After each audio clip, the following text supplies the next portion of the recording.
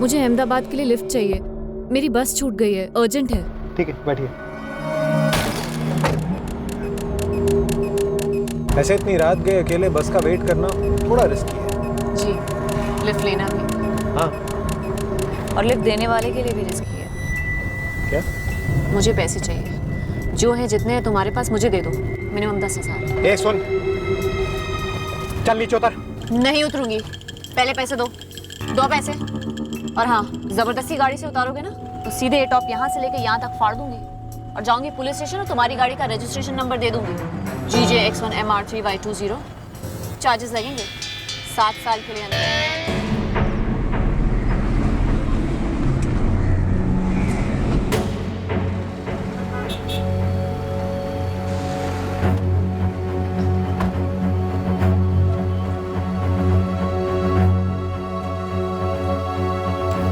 ये मेरे एफडी के पैसे रिलीज होकर मेरे अकाउंट में आने में कितना टाइम लगेगा?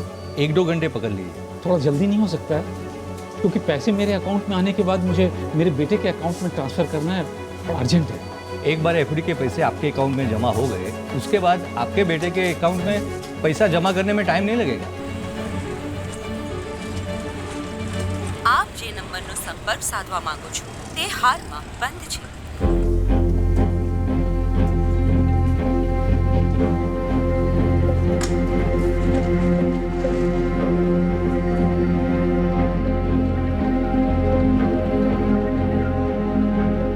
આપ જે નંબરનો સંપર્ક સાધવા માંગો છો તે હાલમાં બંધ છે।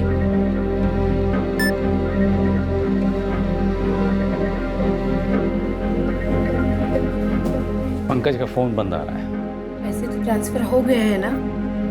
मैनेजर ने कहा था कि आधा घंटा लगेगा कम से कम। 1:15 बजे तो चेक जमा किया था, अब तो 2 बज रहे हैं। पंकज का फ़ोन है। हेलो। पैसे ट्रांसफर किए? हाँ देखिए, मेरे एफडी में 7 लाख रुपए थे, वो मैंने ट्रांसफ़र कर दिए हैं। तो फिर 70% पंकज लौटाएं आपको? और नहीं, मेरे पास और पैसे नहीं हैं। पंकज ने 10 लाख के लिए कहा था, और जुगाड़ करो, कल तक का टाइम दे देंगे। हम चेक करें, पैसे आ जाएंगे अकाउंट में तो पंकज को छोड़ देंगे। और हाँ, एक और बात, पुलिस स्टेशन जाने की सोचना भी मत, वरना क्या हो सकता है ये तो तुम जानते ही हो। देखिए, मैं अभी तक तो गया नहीं, आगे भी नहीं जाऊंगा, लेकिन मेरे बेटे को सही सलामत रखिएगा प्लीज। पंकज से कोई खास प्यार नहीं है हमें, 10 लाख मिलते ही सही सलामत छोड़ देंगे। बोल रहा है 7 लाख ट्रांसफर किया। गोली तो नहीं दे रहा? चेक करना पड़ेगा पंकज के अकाउंट में पैसे आए हैं या नहीं। तू रहे यहाँ, हम दोनों एटीएम में चेक करके आते हैं, फिर सोचेंगे कि क्या करना चाहिए क्या नहीं।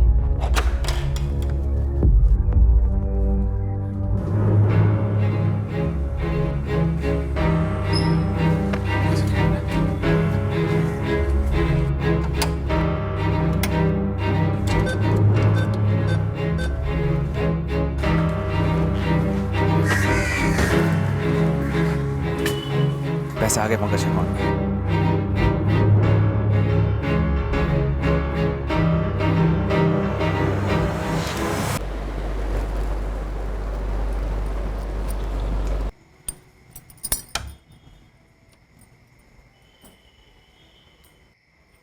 पापा,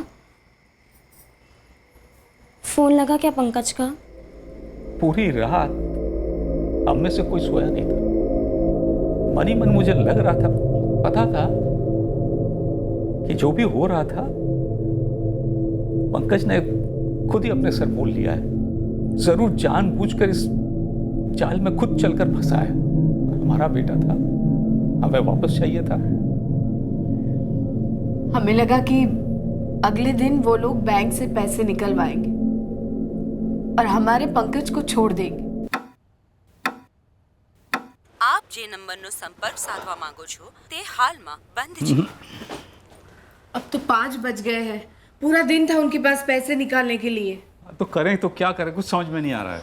पापा, पुलिस के पास जाए क्या? बेटा, उस लड़की ने कहा था हम पे नजर रखे हुए है। हम पुलिस में गए तो पंकज की जान ले लेंगे वो लोग। पर ऐसे कब तक इंतजार करेंगे हम? मैं क्या बताऊं, मेरी तो कुछ समझ में नहीं आ रहा है।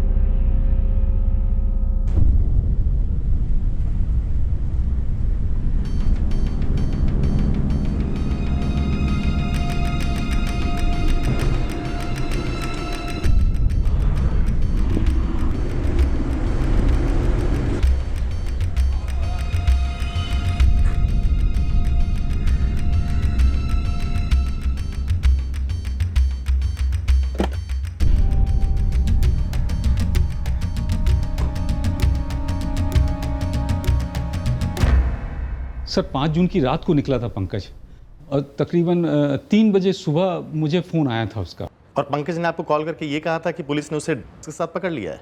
हाँ, पर दूसरे दिन उस औरत ने फ़ोन करके बताया कि उसे किडनैप किया है। फिर मैंने 7 लाख रुपए ट्रांसफ़र भी किए। 6 तारीख को आखिरी बार बात हुई थी, उसके बाद से फ़ोन बंद ही आ रहा है उसका। 5 जून की रात को लड़की का फ़ोन आया और आपका बेटा घर से निकला? हाँ सर, लेकिन हमें नहीं मालूम उसे किसका फ़ोन आया था। पंकज की पत्नी, उसे पता? नहीं पता सर। डिनर के बाद तो हम सब सोने की तैयारी कर रहे थे जब पंकज को कॉल आया। हाय, क्या हाल है? मैं तो ठीक हूँ। कहाँ? अभी? ठीक है, आ जाता हूँ, 20 मिनट में आता हूँ। See you। कहाँ जा रहे हो? कुछ अर्जेंट काम है, आने में लेट हो गया। हो सकता है कल सुबह तक आऊँ। इतनी रात को कौन सा अर्जेंट काम है कुछ। तुम पूजा का ध्यान रखना। और बता के तो जाओ कहाँ जा रहे हो। बाद में बताता हूँ ना। चलो बाय। पंकज, कोई आइडिया नहीं कि कॉल किसने किया था? कुछ बोला नहीं मुझे। पंकज का ऐसा कोई दोस्त जो उस लड़की के बारे में कुछ बता सके? नहीं, उसके दोस्तों का हमें कुछ ज़्यादा पता नहीं। मुगल जी, आपने बताया कि पंकज पीता है, स्टेट में तो पाबंदी है, तो जाहिर सी बात है पंकज किसी ना किसी सप्लायर के कांटेक्ट में होगा। और आपने ये भी कहा था कि वो लेता है। वो तो बहुत पुरानी बात है। क्या वो अभी? कहीं ऐसा तो नहीं कि ये सब कुछ रचा रचाया खेल पंकज का ही हो? देखिए, मैंने कहा था कि वो थोड़ा भटका हुआ है, लेकिन 2 दिन फ़ोन बंद रख करके इस तरह से घर से कभी गायब नहीं हुआ वो। देखिए, मुझे लगता है ज़रूर किसी तकलीफ में है। पंकज का किसी लड़की से अफेयर? रानी देखो, अगर ऐसी कोई बात है तो छुपा मत। कैसा कुछ था? नहीं सर, मुझे नहीं पता। पर हाँ, कई बार वो रात बिरात ऐसे बाहर जाते थे, लेकिन सुबह तक आ जाते थे। पहली बार ऐसा हुआ है कि वो अभी तक घर नहीं आए। सर, वो गाड़ी की चाबी साथ लेके गए थे, क्योंकि कंपाउंड में गाड़ी नहीं है, तो शायद गाड़ी से ही गए होंगे। गाड़ी का नंबर, और अगर गाड़ी की फ़ोटो हो तो और भी बेहतर, और पंकज की फ़ोटो, हमें ये सब चाहिए। हम पंकज के फ़ोन रिकॉर्ड्स निकलवाएंगे, पता करते हैं कि 5 जून की रात को पंकज को किसका फ़ोन आया था। और दोषी जी, आप बैंक से ज़रा ये पता करिए कि पंकज के अकाउंट में जो 7 लाख रुपए आपने जमा किए थे वो विड्रॉ हुए हैं या नहीं। बैंक से पता चला कि एटीएम से 60,000 रुपए विड्रॉ हुए थे। तब भी हमें यही शक था कि ये पंकज खुद ही ये किडनैपिंग का नाटक रच रहा है। हमारी तो समझ के बाहर था कि पंकज ऐसा क्यों करता। हाँ, क्योंकि हमारी बहू रानी को तो उस नीलिमा के बारे में कुछ भी नहीं पता था, और हम में से भी किसी को नीलिमा के बारे में कुछ नहीं पता था। ये भी नहीं कि पंकज झूठे नाम से, झूठी पहचान से उसके साथ, नीलिमा के साथ उसका कुछ चल रहा है। ये जो भी हो रहा था सब गोपाल की वजह से हो रहा था। गोपाल को तो लगता है कि पंकज की जगह वो हो सकता था। बाल बाल बचा। बचा? मुझसे बचा? गोपाल की वजह से मुझे पंकज दोषी की तरफ मुझे देखना पड़ा। गोपाल के साथ अच्छी लाइफ इमेजिन कर रही थी मैं, सुधरी हुई, कोई गलत काम नहीं कर रही थी, सब कुछ नॉर्मल था। ऐसी लाइफ जीना चाहती थी मैं गोपाल के साथ। मैं भी तुम्हें बहुत मिस करता हूँ नीलिमा। मैं बस वेट कर रहा हूँ कि कब लंबा वीकेंड आए और मैं अहमदाबाद की फ्लाइट लेकर तुम्हारे पास आ जाऊँ। तुम एक काम क्यों नहीं करती? तुम मेरे साथ बेंगलुरु क्यों नहीं शिफ्ट हो जाती? सच में? As in live in relationship? हाँ, अगर तुम्हें कोई प्रॉब्लम नहीं हो तो लिव इन से शुरू करते हैं, फिर आगे बढ़ सकते हैं। गोपाल ने अपनी पूरी फैमिली से मिलवाया, भाई भाभी माँ बाप भी। मुझे भी वो लोग अच्छे लगे, उन्हें मैं भी बहुत पसंद आई। सब कुछ अच्छा चल रहा था। वो 8 महीने जो मैंने गोपाल के साथ बिताए, मैंने अपना दिल, दिमाग और फिजिकली भी सब कुछ लगा दिया रिलेशनशिप में। गोपाल भी इस कदर इन्वॉल्व हो गया मेरे साथ कि शादी के लिए उसी ने प्रपोज किया। अरे, आज जल्दी आ गए तुम? हाँ, आज जल्दी फ्री हो गया। क्यों? आज तुम्हारा बॉस तुम पे मेहरबान हो गया क्या? तो क्या कहती हो, शादी करोगी मुझसे? काफ़ी टाइम बाद मैंने अपने मम्मी पापा से बात भी की। खुश थी लाइफ में। फाइनली कुछ ऐसा मिल रहा था जो तभी तक नहीं मिला था। हेलो हेलो हेलो पापा, फोन मत काटना पापा, पहले मेरी बात सुन लो प्लीज।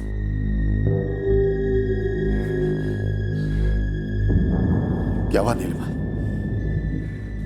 इस बार कौन से जुर्म में गिरफ्तार हुई है जो हमारी याद आई? शादी कर रही हो पापा। तो पापा मैं बदल गई हूँ, बेंगलुरु में हूँ। गोपाल नाम है लड़के का, इंजीनियर है। तो हमें बता रही है कि अचानक तुझे माँ बाप से परमिशन लेने की सूझी? पापा आपका गुस्सा अपनी जगह सही है, मैं समझती हूँ, पर मुझे अपने किए पर ना ही शर्मिंदगी है ना पछतावा। मुझे लगा अपनी शादी की बात मुझे आपसे और मम्मी से शेयर करनी चाहिए, तो फ़ोन कर दिया। पापा मम्मी को फ़ोन दीजिए प्लीज़। माँ बाप भी बेंगलुरु की हैं। पता है, सालों बाद पहली बार मुझे लगा कि मैं कुछ नॉर्मल सा कर रही हूँ जो मेरी फैमिली को, मेरी बहन को कबूल होगा, सही लगेगा। मैं भी एक्साइटेड थी, नई जिंदगी, सेटल होना, गोपाल, मैं, शादी, आगे बच्चे। जी बच्चे।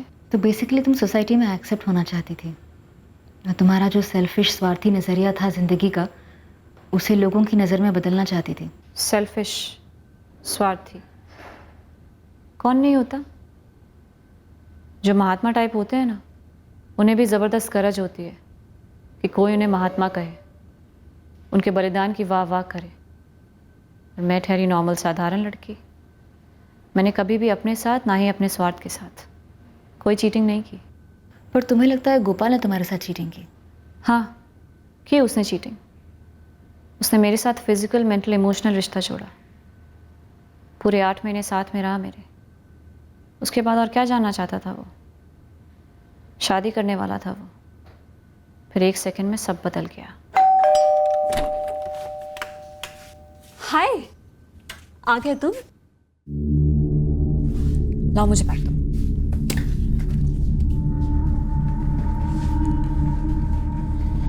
मेरी मम्मी पापा से बात हुई, काफी खुश थे हमारी शादी की न्यूज़ को सुनकर। पूछ रहे थे कि कब आकर तुम्हारे पेरेंट्स के साथ फॉर्मेलिटीज पूरी करनी है। तुम्हारी कोई डेट की बात हुई क्या? तुमने मुझे अपने बारे में सब कुछ नहीं बताया। क्या? तुमने कहा था तुम केसी एसोसिएट्स में असिस्टेंट अकाउंटेंट हो। हाँ। झूठ है, जो तुमने बड़ी सफाई से बोला था, आंखों में आंखें डालकर। पॉइंट पे आओ गोपाल, गोल गोल बातें सिर्फ टाइम वेस्ट करती हैं। और झूठ बोलने से पूरी जिंदगी वेस्ट होती नहीं नीलिमा। मैं ललित से मिला था। कौन ललित? स्कूल फ्रेंड है मेरा, वो तुम्हें जानता है। शैली? मुझे तो याद नहीं आ रहा कोई ललित। अरे बाकी सब सही चल रहा है यार। सुनना, एक गुड न्यूज़ है। क्या? मैं शादी कर रहा हूँ। कंग्रेचुलेशंस यार। थैंक्स यार। तो लव या अरेंज? लव। और हमारे पेरेंट्स अगले महीने शादी की बात कर रहे हैं। अच्छा, लड़की कहाँ की है? बेंगलोर की? नहीं यार, यहीं की है, अहमदाबाद की। हम लोग इधर ही मिले थे यार। तो उसके पेरेंट्स मोरबी के हैं और पिछले 7-8 महीने से हम दोनों लिव इन में, बेंगलुरु में। अब बात है यार, लिविंग शिविंग है। हाँ यार, सही है। मॉडर्न लड़की है, काफ़ी ब्रॉड माइंडेड है। एग्जैक्टली जैसे मुझे पसंद है यार। वो तो ठीक है, लेकिन तू तो इतना ब्रॉड माइंडेड नहीं था बे, हैं? इतने दिनों से कोई जिक्र भी नहीं किया तूने तो यार। यार वो शादी के डिसीजन तक मैंने किसी को भी नहीं बताया यार। अभी लास्ट वीक ही प्रपोज किया। अच्छा ठीक है, चल फोटो तो दिखा। हाँ यार, ये देख, तेरी होने वाली भाभी नीलिमा दीक्षित नाम है, M.Com पढ़ी है। ये अहमदाबाद के केसी एसोसिएट्स में जॉब छोड़कर आई यार मेरे साथ रहने। क्या हुआ यार? ये नीलिमा है? हाँ, क्यों? मैं जानता हूँ भाई से। अच्छा, कैसे? तू शॉक्ड हो जाएगा यार। अबे बताना यार, सस्पेंस क्या बना रहा है? हाँ? अब तुझे कैसे बताऊँ यार। देख भाई, ये जो नीलिमा है ना, ये भाई कॉल गर्ल रह चुकी है। तू क्या बकवास कर रहे हैं ललित? हाँ? कुछ समझ में आ रही मेरी बात? हाँ? बस बोले जा रहे क्या? कि क्या सुनूं मैं यार? प्लीज सुन पहले मेरी बात, शांत हो जा। नहीं सुनना है मुझे कुछ। मैं बकवास नहीं कर रहा भाई, मैं सच बोल रहा हूँ। सुन तो ले। हाँ बोल। मोनिका नाम की एक कॉल गर्ल थी यही अहमदाबाद में, पॉश टिप टॉप सी। मैं भी जाता था उसके पास कभी कभी। उस मोनिका ने लॉन्च किया था इस नीलिमा को। उस मोनिका के घर से ही ऑपरेट करती थी वो सब कुछ। फिर बाद में इसने अपना अलग से शुरू कर दिया। ललित मेरे बचपन का दोस्त है, झूठ नहीं बोलेगा मुझसे। तुम्हारे दोस्त ने सही कहा। मैं पहले कॉल गर्ल थी, दूसरी लड़कियों को भी लगवाया था मैंने। फिर पुलिस की रेड भी हुई थी और मैं अरेस्ट भी हुई। और केसी एसोसिएट्स? वो झूठ है। एमकॉम भी झूठ है। बीकॉम फर्स्ट ईयर के बाद मैंने कॉलेज छोड़ दिया। और पेरेंट्स तुम्हारे जिनसे तुमने बात करवाई वो भी सच के हैं कि झूठ के? सच के। मोरबी में है। और क्या क्या छुपाया तुमने मुझसे? वो मेरी बिजनेस में रेड हुई थी, मैं अरेस्ट हुई थी, फिर बेल भी हुई। बाहर निकलने के बाद मैंने एटीएम लूटने का ट्राई किया। एटीएम लूटने की? हाँ। पुलिस ने मुझे फिर से अरेस्ट किया, बेल हुई। तब मेरी हालत बहुत ख़राब थी, समझ नहीं आ रहा था पैसे कैसे कमाऊंगी, इसलिए मैंने कुछ और ट्राई किया।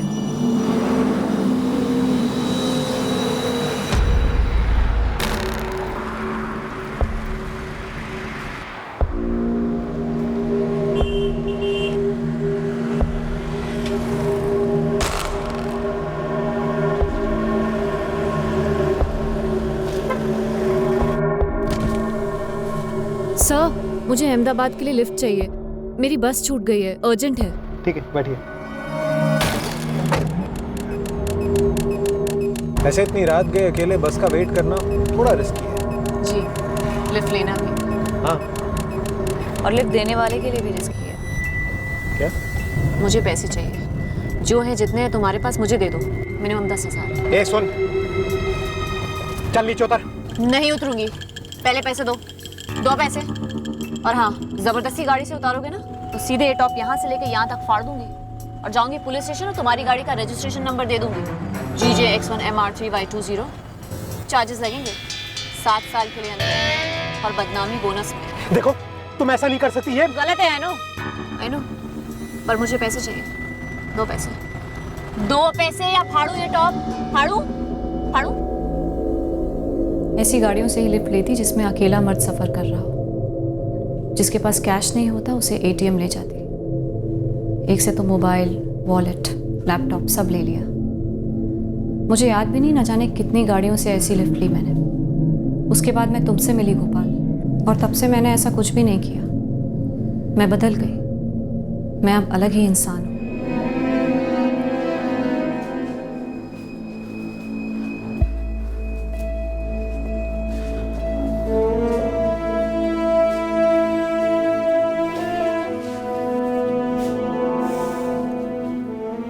मैं किसी की भी कसम खाने को तैयार हूँ गोपाल। मैं अब वो पहले वाली नीलिमा नहीं रही। नीलिमा, तुम अपने बैग्स पैक करो और जाओ यहाँ से। पिछले 8 महीनों में मैंने तुम्हें कभी कोई शिकायत का मौका नहीं दिया। हाँ, मुझे पहले बता देना चाहिए था अपनी लाइफ के बारे में। पर अब का बोलो, नॉर्मल हूँ कि नहीं सबकी तरह? तुमने मुझसे झूठ बोला। लेकिन मैंने सच भी तो बोला, एक्स्ट्रा सच बोला। एटीएम लूटना, हाईवे एक्टिविटी, सबके बारे में बताया। जिसकी जरूरत नहीं थी वो भी बताया। मैं तुमसे शादी नहीं कर सकता नीलिमा। मैं अंधेरे में था, या बोलो अंधेरे में रखा गया था। लेकिन अब मैं तुम्हारे साथ लाइफ बिताने के बारे में सोच भी नहीं सकता। जो 8 महीने हमने साथ में बिताए हैं, पूरी लाइफ वैसी ही होगी, बल्कि उससे कई गुना बेहतर होगी। मैं तुम्हारे साथ एक और मिनट, एक और सेकंड भी नहीं रहना चाहता। तो बस निकलो यहाँ से। गुस्से में हो तुम, थोड़ा ठंडे दिमाग से सोचोगे प्लीज? पूरी फ्लाइट आराम से सोचता हुआ आया हूँ। डिसाइड कर लिया मैंने। मुझे एक चांस तो मिलना चाहिए गोपाल। No chance. तुम बस निकलो, अभी निकलो यहाँ से।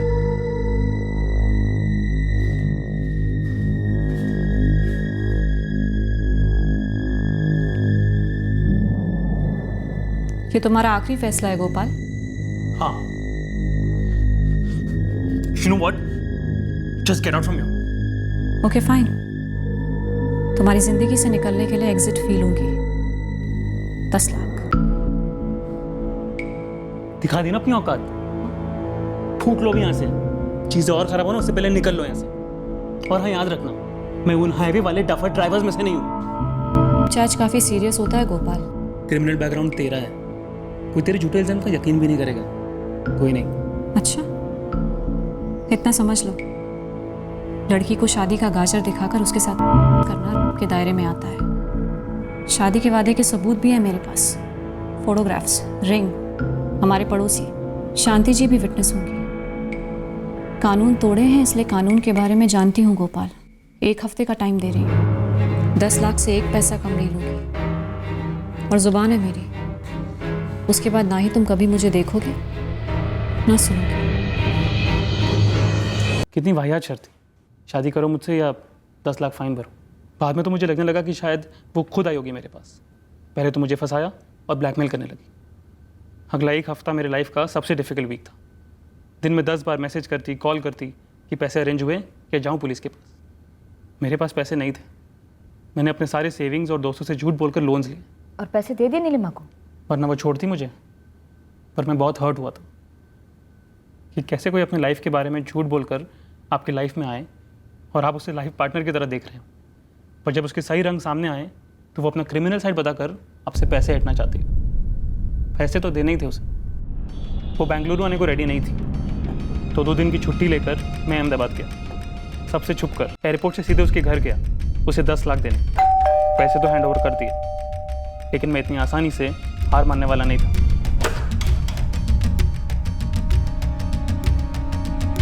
आओ। बड़ी मुश्किल से इकट्ठा किया, गिन लो, पूरे 10 लाख है। गिनने की ज़रूरत नहीं है, इतना भरोसा है तुम पे। पिछले 8 महीने हस्बैंड वाइफ की तरह रहे साथ में। और उसके बाद तुमने क्या किया? मुझे चार्ज की धमकी दी, ब्लैकमेल किया। उसके बाद हम शादी भी कर सकते थे। झांसा दिया तुमने मुझे नीलिमा। खैर, अब प्रॉमिस करती हो कि आज के बाद मुझे झूठे चार्ज की धमकी नहीं दोगी, ब्लैकमेल नहीं करोगी, सिर्फ इसलिए क्योंकि मैंने तुम्हारे साथ ब्रेकअप किया? प्रॉमिस। अब से मैं तुम्हारी लाइफ में हूं ही नहीं। झूठे केस के चार्जेस तो दूर की बात है।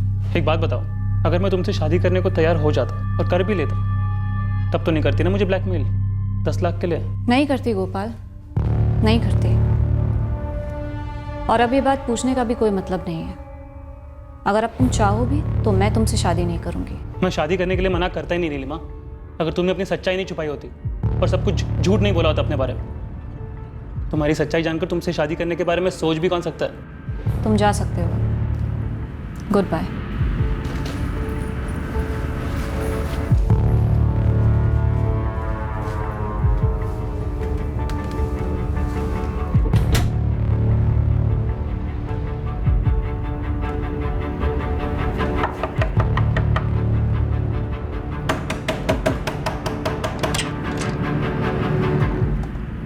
जी नीलिमा, साथ चलो हमारे।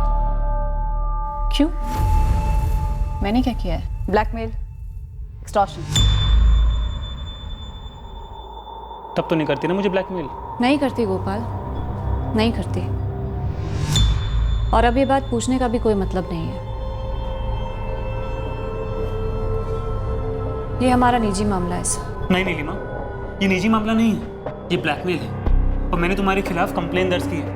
मैंने इन्हें तुम्हारा पूरा बैकग्राउंड बताया, प्रोस्टिट्यूशन, ATM लूट, हाईवे पर ठगना, मुझसे झूठ बोलना और फिर ब्लैकमेल, सब कुछ। ये क्लियर कट एक्सटॉर्शन और ब्लैकमेल का मामला है। तुम्हें जो कैश दिया गया था उस पर मार्किंग है, बतौर सबूत कोर्ट में पेश होगा। सर, इसने जो स्टिंग करके आपको वीडियो दिखाया है वो पूरी हकीकत नहीं है।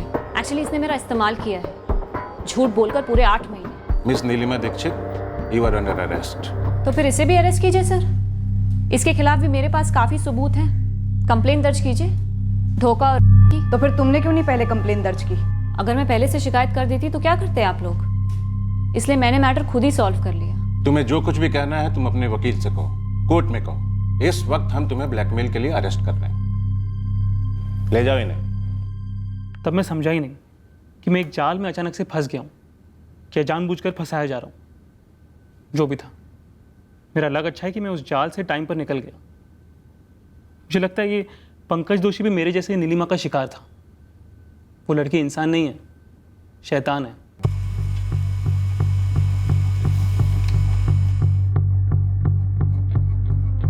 2 और एटीएम पर इस बंदे को देखा गया है सर, कैश विड्रॉ करते हुए। पंकज का डेबिट कार्ड यूज कर रहा है सर ये। नहीं, मैं नहीं जानता इसको। रानी? नहीं, मैं भी नहीं जानती। 6 और 7 जून को ही इस आदमी ने 3 अलग अलग एटीएम से पैसे विड्रॉ किए हैं। ये पैसे पे पैसे निकाले जा रहा है और हमारा पंकज अभी तक घर नहीं आया।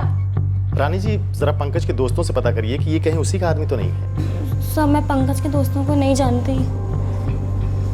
देखिए, कुछ समय हमें लगा कि वो अपने दोस्तों से करवा रहा है, लेकिन नहीं, अपने बीवी बच्चे को ऐसे इतने दिन छोड़ के नहीं, वो नहीं कर सकता। 5 जून को उनकी किसी से बात हुई थी, पता चला कि आपको? जी हाँ, नंबर का तो पता चल गया है, लेकिन अभी वो स्विच ऑफ है। पंकज की गाड़ी भी कहीं दिखाई नहीं दे रही है। घटोड़िया इलाके में फोन स्विच ऑफ हुआ है और 6 जून को जिस एटीएम से पैसे निकाले गए थे वो भी इसी इलाके में।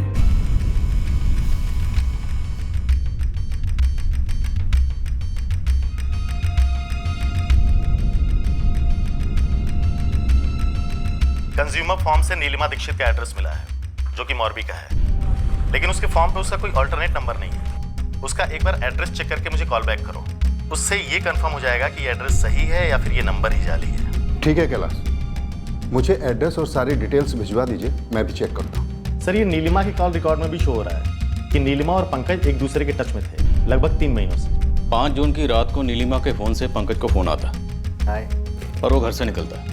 उसके कुछ घंटों बाद पंकज अपने पिता को फोन पर यह कहानी बनाकर सुनाता है कि उसे पुलिस ने पकड़ लिया के साथ। ये माजरा है क्या, समझ में नहीं आ रहा। पंकज वाकई में किडनैप हुआ या कोई खेल है? हेलो कैलाश, शैलेश बोल रहा हूँ मोरबी से। ये जो तुमने नंबर दिया था ये भी सही है और एड्रेस भी, लेकिन ये लड़की नीलिमा तो घर पे नहीं है, पर उसके पिता हैं बलदेव दीक्षित। जरा उनसे बात करवाइए। ये लीजिए बात।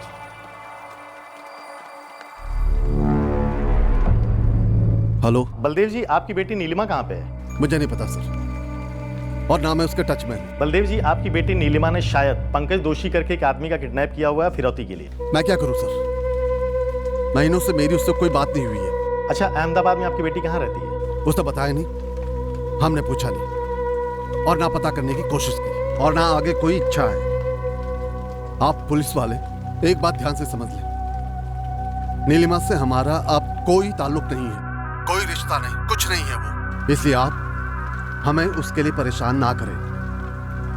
मैं आपके हाथ जोड़ता हूं, नीलिमा को लेकर आप दोबारा हमारे घर में मत आइए। फोटोग्राफ और डिटेल सारे थानों में सर्कुलेट करवा दो। जिस तरह से बाप बोल रहा है शायद पहले भी कुछ हुआ हो सकता है, कुछ हिस्ट्री रही हो इस नीलिमा की। सर, खबरियों को भी लगा देता हूँ, किसी को कुछ तो पता होगा इसलिए।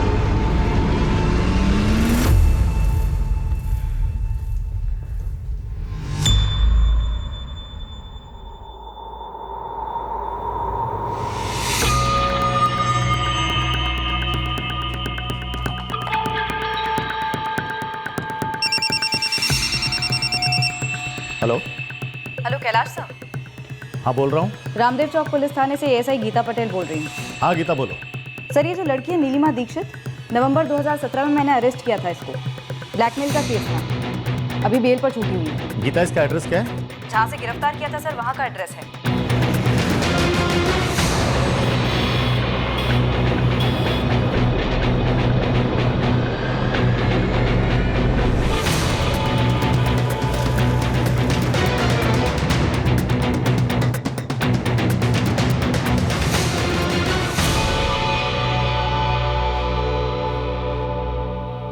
पड़ोसी से बात करते।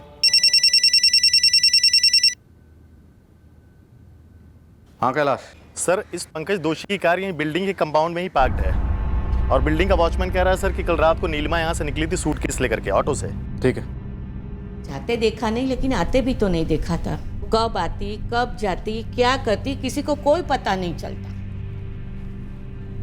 इसे देखा आपने पहले कभी?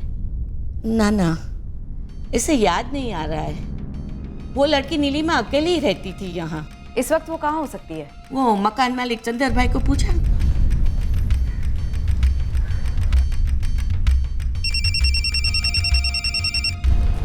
हेलो, हमें आपसे बात करनी है, तुरंत पुलिस स्टेशन पहुंचिए। ठीक से पता किया ना सुरेश? डबल चेक किया? Thank you Suresh. सर, परसों सुबह यानी 7 जून की सुबह को हिम्मतनगर पुलिस को एक लाश मिली थी वहाँ के कांस्टेबल सुरेश को हमने पंकज की फोटो भेजी हुई थी। वो कह रहा है कि ये लाश पंकज की है।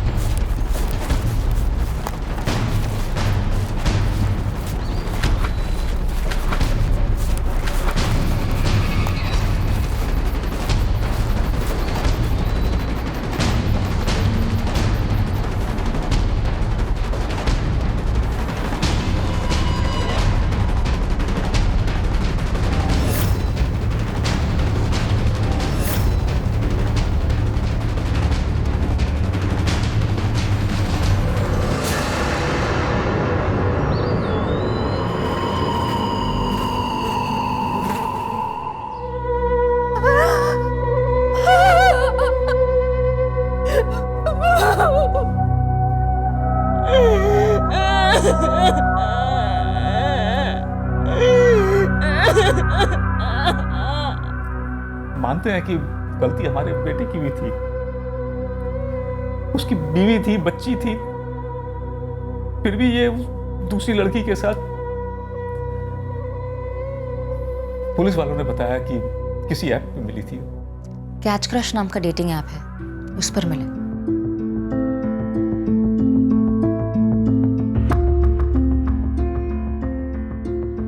Hi, this is Vicky. How are you? Your profile pic is very good. Gopal के धोखे से मैं सिर्फ अकेली नहीं रह गई, मैं अंदर से खाली हो गई थी। मैंने एक रेगुलर जिंदगी बिताने का सपना देखा था, उसके लिए इतनी मेहनत की थी, सब पर पानी फिर गया था। बुरी हालत थी। तब ये डेटिंग ऐप हाथ लगा। ये डेटिंग ऐप इंटरेस्टिंग था। अलग अलग आदमियों की प्रोफाइल्स जिन्हें गर्लफ्रेंड्स की तलाश थी, तो मैंने सोचा ट्राई करके देखती हूँ इस ऐप पर। क्या ट्राई करना चाहती थी? फिर से लोगों को फंसाना? पंकज दोषी को मैंने फंसाया। अब भी ऐसे लगता है आपको? तुमने कहा कि गोपाल ने तुम्हें धोखा दिया, पर ब्लैकमेल तो तुमने किया था। ब्लैकमेल नहीं था वो, मेरा हक था, कॉम्पनसेशन था। 8 महीने गोपाल ने भरपूर मज़े किए थे। अगर मैं पहले कभी कॉल गर्ल थी तो क्या मेरी फीलिंग्स नहीं हो सकती? उसे लगता है कि मेरे पास ने उसे धोखा दिया, लेकिन मेरे प्रेजेंट को उसने बर्बाद किया ना। और पंकज दोषी, मैंने उसे नहीं फंसाया, उसने मुझे फंसाया था। एक तो अपना नाम विकी आचार्य बताया और मेरे घर आने लगा।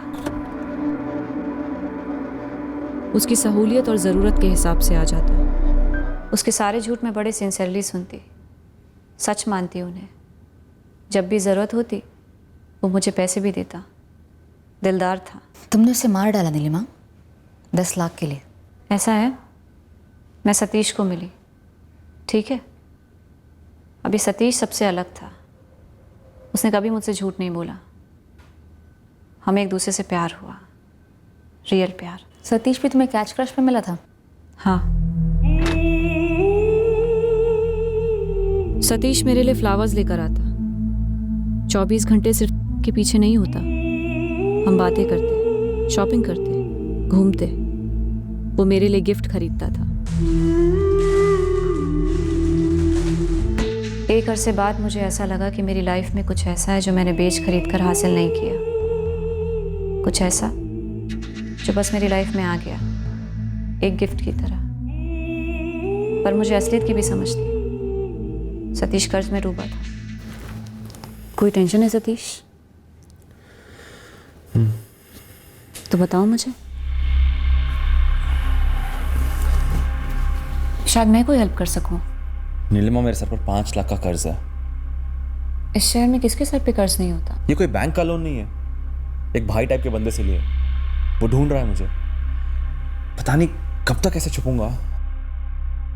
अगर मेरे पास होते तो दे देती। यार प्रॉब्लम तो ये है कि मम्मी पापा से भी नहीं बोल सकता।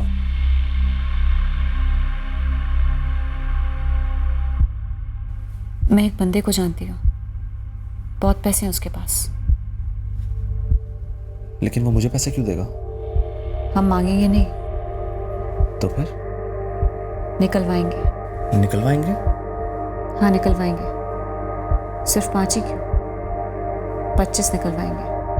विवेक आचार्य नाम है उसका, करोड़ों का टर्नओवर है उसका। और ये निकलवाएंगे मतलब? किडनैप। 25 लाख उसकी फिरौती होगी? हाँ।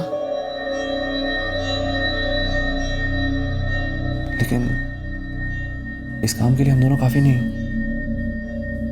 मेरा एक दोस्त है राहुल पांचाल, भरोसेमंद है, उसे ले ले साथ में।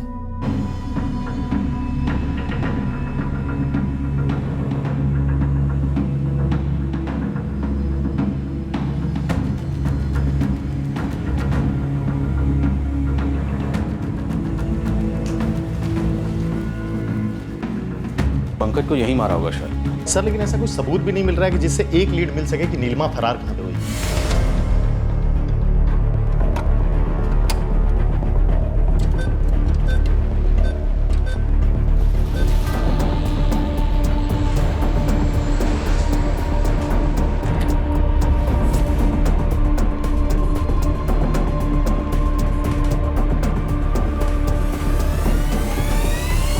यार ये पंकज का कार्ड ब्लॉक हो गया।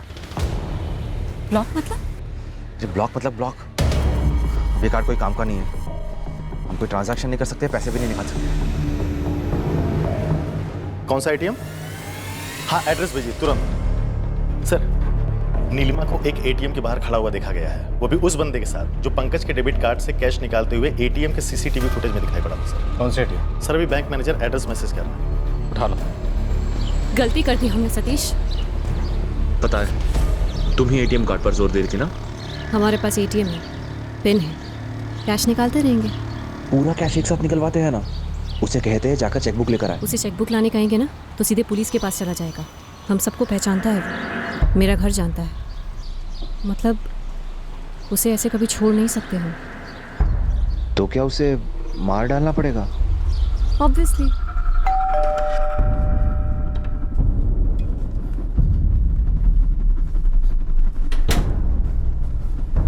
मारना पड़ेगा उसे। मतलब मर्डर? उसे नहीं मारा तो हम सब मारेंगे।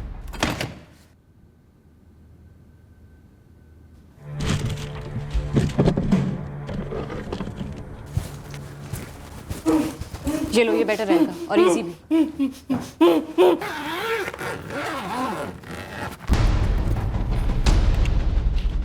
मैं रात को इसे बाहर ले जाऊंगी, तुम दोनों बाहर मिलना, कहीं फेंक देंगे। जो हो गया सो हो गया, आगे देखते हैं क्या होता है।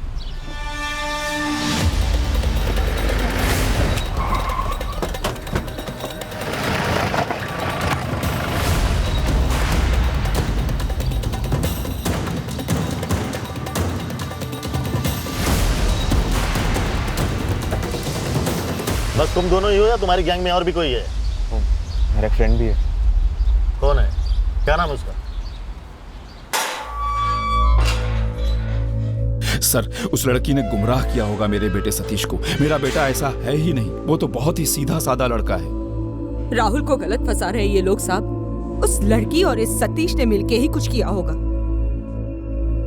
मेरे बेटे ने सिर्फ एक झूठ बोला था अपने बारे में और उसकी जान ले ली उस नीलिमा ने। ये कैसी परवरिश की गई है इस लड़की की। लानत है ऐसे माँ बाप पर। जिंदगी भर जेल में सड़ना चाहिए ऐसी लड़की को। उससे पैसे मांगे, मैंने दिए, फिर भी मार डाला। इकलौता बेटा था हमारा, खो दिया हमने। सारा दिन यही सोचते रहते हैं कि आखिर क्यों फंसा वो उसकी चाल में। नीलिमा, तुम्हें कभी लगता है कि सब कुछ अलग हो सकता था, ऐसा नहीं होना चाहिए था? मेरे चाहने से कुछ बदलेगा तो नहीं। माँ बाप की याद आती है? उन दिनों को याद करती हो जब तुम मोरबी में थी उनके साथ? खुशी खुशी स्कूल से लौटती होगी, परिवार के साथ अच्छा समय बिताया होगा। अभी वो तुम्हें मूवीज़ दिखाने ले जाते होंगे, होटल में खाना खाया होगा। माँ बाप से किसी बात पर गुस्सा हो कि उन्होंने तुम्हें पैसा खर्च करने नहीं दिया? पैसे की कमी कारण थी कि तुम इस रास्ते पर आई, जुर्म के रास्ते पर?